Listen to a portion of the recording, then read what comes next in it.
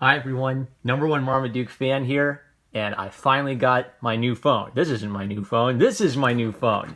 This was my garbage $50 phone that I used to shoot some videos, and I kind of knew it was garbage, and when people started telling me they were having trouble following the camera because it was all jittery, I said, nah, gotta get rid of that. But now that I've got an iPhone, and I think the video and audio quality should improve, I kind of want to bring back the shaky video shot on a phone because I just like holding a book in my hand, especially in a lot of my earlier reviews. You could tell how enthusiastic I was because I was reacting to the art in front of me as I was looking at the comic. So I think we're going to bring back the iPhone for some manga reviews. I got a bunch of manga. So I'm looking at the Udon.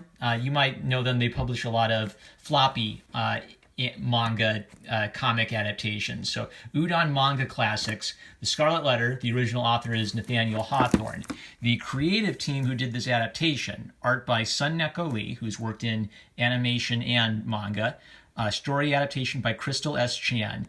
English script by Stacey King. I'm really enthusiastic about this adaptation. And it kind of raises a few interesting questions like, what is a good adaptation of something? What do you have to change to make something work in a different format? I'm a little annoyed at myself because I really wanted to review From Far Away, which is the first manga I ever read, and then I came back to it and I was so impressed. It's better than I remembered it, but the library didn't have From Far Away Volume 1, so I'm gonna have to figure out a way to get that. But the Scarlet Letter was a really dope read for this week. So I think the question that a manga adaptation of a classic work raises is, are like comic adaptations of classic works of literature for kids, are these generally a good thing or generally not such a good thing? Like cliff notes or spark notes, are they actually helping you understand the work of literature, or are you just using them as a cheat to avoid actually having to read the original work of literature? Now, I read The Scarlet Letter by Nathaniel Hawthorne. I didn't cheat. I read the real book, but it was 10 years ago in high school. I was, reading it, trying to get my book report done, and I remember being impressed by it and liking it, but not being quite sure I entirely understood it. And reading this manga adaptation was therefore kind of a trip down memory lane for me of trying to work my way through Nathaniel Hawthorne's original and kind of picking up bits and pieces of it. And I kind of want to argue that illustrated adaptations of classic literature for kids yes, it's possible that some kid might just use it as a substitute for reading the original, but I want to argue that generally these are really, really good things to have, and this especially is an excellent adaptation. This might be my favorite adaptation, either in comics or in movie or film, of the story of the Scarlet Letter.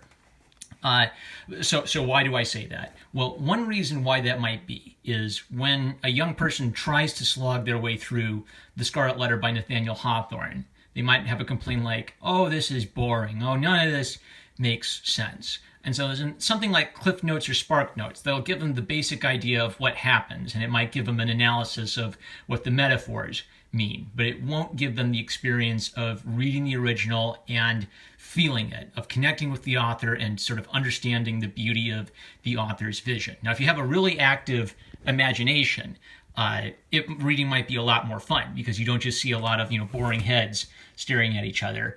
You don't just see like an outline of she cheated with so and so he felt guilty about such and such. You actually have a visual imagination which matches, like maybe you model your visual imagination after your favorite comic books or television series. So every book you read in your imagination might be like a Hayao Miyazaki film if you have a very active imagination. So I want young people to gain that kind of imagination by reading. And for a young person who's just not getting Nathaniel Hawthorne, what I like about this adaptation is I think this would convey to a young person that Nathaniel Hawthorne had a very powerful imagination and a very meaningful imagination. So this is the type of thing where I think if I read this as a young person, I'd be really, really intrigued to go check out the original book. And the author and artist team do a really good job of selling Hawthorne in their notes on their work. I love these pencil sketches. Look at this. They're thinking about ages with little notes on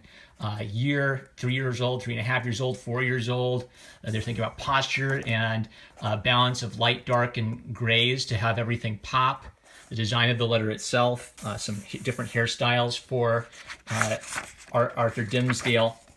The artist, Sun Neko, has a sweet little, cute comic page explaining, her experience making the book and her appreciation of Hawthorne and working with her partner. And then Crystal Silvermoon Chan has an essay on her struggles adapting this into manga form, and I really appreciated this essay. There's a couple typos and punctuation errors in it that were annoying, but this is really good for the young person who reads this book and doesn't quite get how something can change in adaptation, because this is going to convey to them how, in adapting Nathaniel Hawthorne's work into a manga, to make a good manga, they were forced to revise some things. So, for example, Hawthorne would describe a lot of things happening as kind of like just a general statement that Hester Prynne impressed the locals with her purity and her care for people less miserable than herself, who would then bite the hand that fed them. So he would just say that, and so then Crystal Silvermoon Chan then has to come up with a scene which literally illustrates that, which can be illustrated in pictures. Now, this might be a kind of thing where the disconnect is happening. So a young person who's used to cartoons and movies, they read a book like Hawthorne, and they don't know what to picture in their heads. And so that's when they say, oh, this is boring, and then they throw it away. But if you have an active imagination, then it's actually a really good thing to tell, don't show. Yes, you heard me right. It's good for an author to tell, don't show if it's summing up a lot of complex things. Like, do we need to see 100 scenes of Hester Prynne, caring for the locals in town before we understand that caring for the locals in town is something Hester Prynne did? So when Hawthorne's writing, he's writing to kind of quickly communicate to us what Hester Prynne's status in the village is. But then in the manga, they had the problem of they have to just depict this visually. So they come up with a scene which directly comes from a description by Hawthorne. It is their original idea. Well, what if she gives some food to some hungry people in the village? And I like it. I like that they're kind of acknowledging that they made that part up, because this is what would this would kind of be what would communicate to the kid that there are some differences. There are some pretty key differences between the manga adaptation and the original novel. I really appreciated the author describing her process and getting to see that, as opposed to something like Classics Illustrated, where they just adapt it and maybe they'll write a little essay about the character. I like Classics Illustrated. There is a Classics Illustration adaptation of the Scarlet Letter that I enjoyed as a young person. I thought it was beautifully illustrated, but its flaw was that it was probably like about 30 pages. And that's the key difference. That's what's helping. So length is helping give them enough space to give Hawthorne's language enough room to breathe, and Hawthorne's metaphors enough room to breathe. And then they have some info on how they imagine the background characters. I really appreciated this, because I noticed that the background characters were recurring, and they mentioned that a lot of the background characters don't receive much they aren't fleshed out in the original novel. So they decided to take the opportunity to have recurring background characters to emphasize certain themes. I really appreciated that. And then they talk, of course, about Hawthorne's use of metaphor, which is probably the most important aspect of the original novel, The Scarlet Letter. The Scarlet Letter. The metaphor in The Scarlet Letter is phenomenal, and I'm so glad that this manga gave me the opportunity to revisit that and to think about that again, because, like I said, I liked it when I was in high school. I read it. I felt like I got most of it, but what I'm sure I didn't get was just how well all the metaphors are working together. So to talk about the metaphors in this manga, we pretty much then just start talking about Nathaniel Hawthorne. And I kind of want to do that. So I just want to acknowledge that this is a manga adaptation. It's taking some creative license with the original. They acknowledge what their creative license is. And I just want to so highly recommend this manga adaptation for young people, especially young people you're having a difficult time encouraging them to read read classic literature. I think this is the perfect adaptation of a classic work of literature.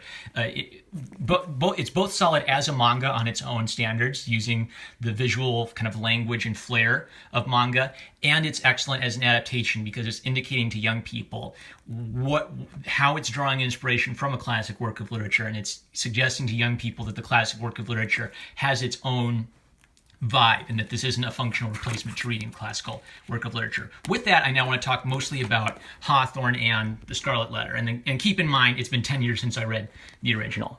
But I did read it. I didn't cheat. No Wikipedia back then, kids. All right, so the thing about the Scarlet Letter is this just a slam dunk on Puritan New England, or is it more than that? And I want to argue that if all you see in the Scarlet Letter is an attack on them Puritans, am I right? You're going to miss something really key to this. I think that Hester Prynne throughout the book is a believer, maybe except for a couple notable exceptions where it looks like she's struggling with her faith. But I think it's really critical to understand what the Scarlet Letter is for you to get that Hester Prynne is a believer. And she is the adulteress. She's the one who is cursed with the Scarlet Letter.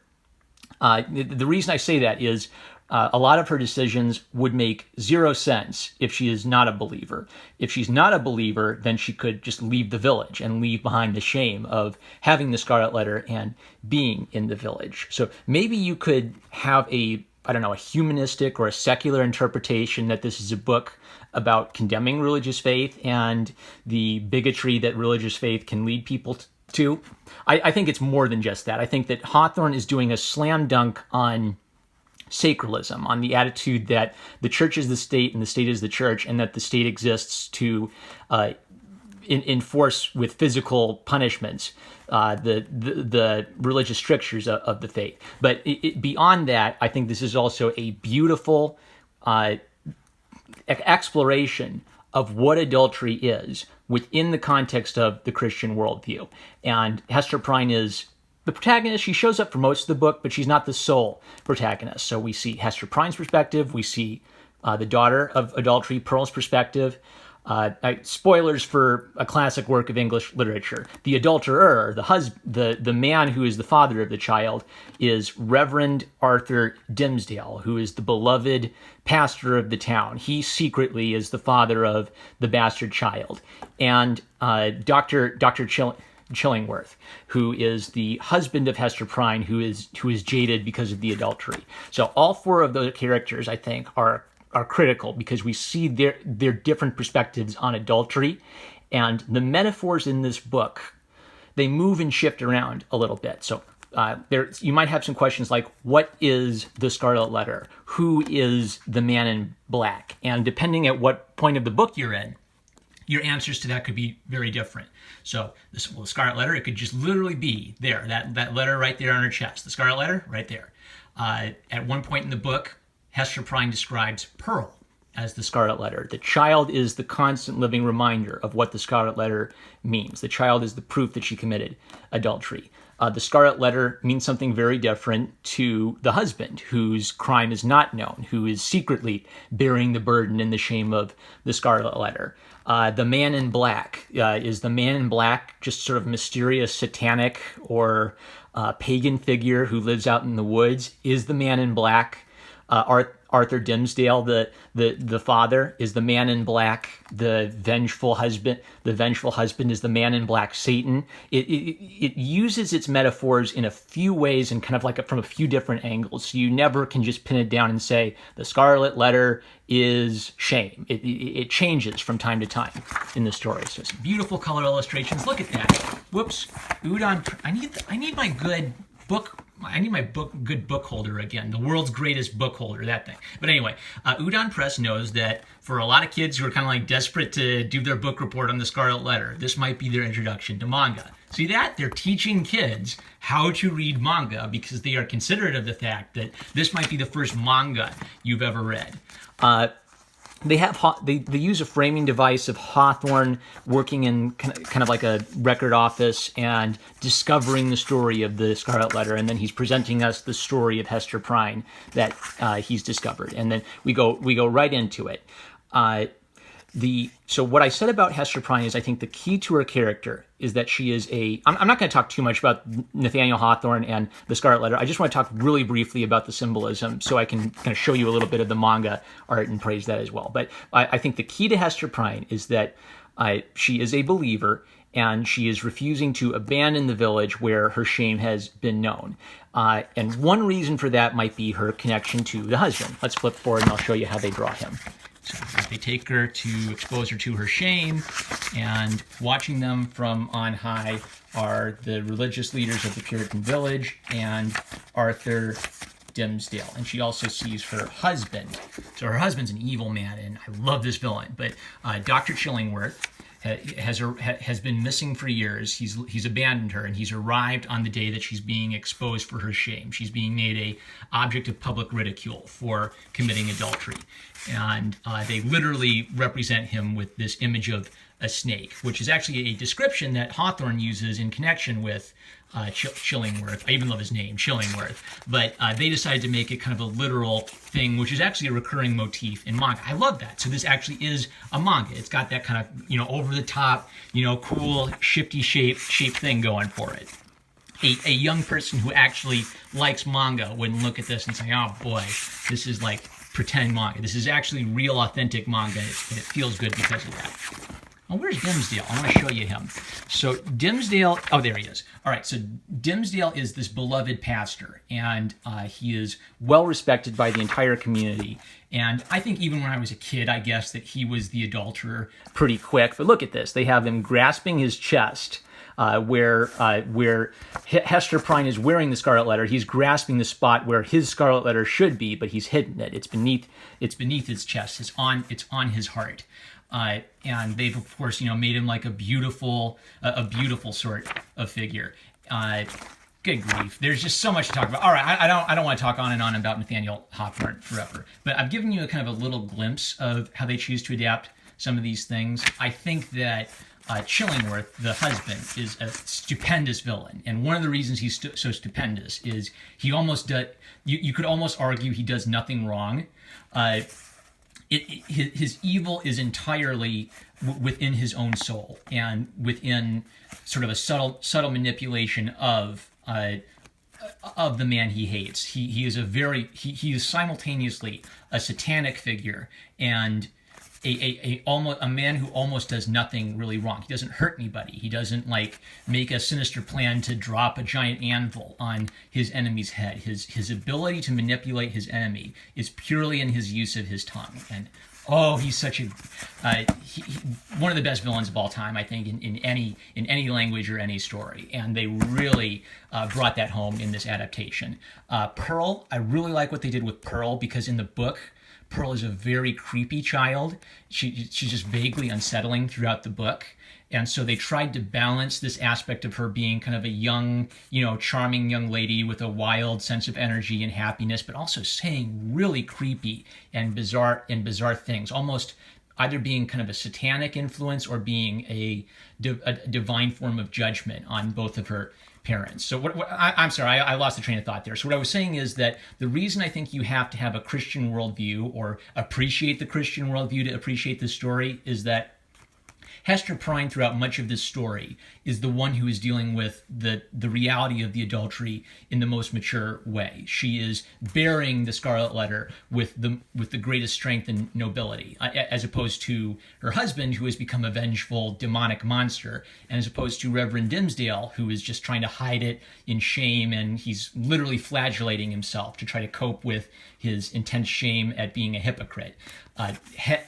Hester devotes herself to bearing the Scarlet Letter and becoming a good person, living a life of purity, living a life in atonement for the sin she's committed. And this only makes sense if she continues to be a believer after the fact. Throughout this story, though, Hester Prynne is challenged. She's challenged with the option to simply escape the Puritan town with Arthur Dimmesdale and live a life, make a new life in some new place, to cast off the Scarlet Letter. And Pearl refuses to accept that because Pearl identifies the Scarlet Letter as her mother. They're so closely associated in Pearl's mind that she can't separate the two. And so really what this is a reminder to Hester Prynne that even if she just like throws away the Scarlet Letter, she can't simply undo the reality of that action. And so, boy, this is amazing. This is a book which acknowledges the reality of adultery while also condemning a puritanical or religiously hypocritical response to adultery. It doesn't just sort of like fluff adultery under the rug and say, oh, well, adultery doesn't really matter. This whole book is about Hester Prynne and Arthur Dimmesdale grappling with the reality of their sin in a way which is such a beautiful message at the end of it. So I'm just going to say highest recommendation for this manga adaptation. It's strong based on its respect for Nathaniel Hawthorne, and it's allowing Nathaniel Hawthorne's themes to shine through at the end. We're over 20 minutes, so I got to wrap it up here. But also a good manga adaptation in its own right, and I sincerely believe that if you have a young person who is like, I don't like to read. Why do they make us read these books in English class, Mom and Dad? I really think that this is going to be a really good pitch to a young person for why they should give the original book by Nathaniel Hawthorne a chance. I'm #1 Marmaduke fan. I love you guys. And I want to thank my patrons on Patreon. Slow Star Wars credit sequence for all of you, and zoom out so you can see all of them. I love you guys. I love my patrons, and I'll catch you later.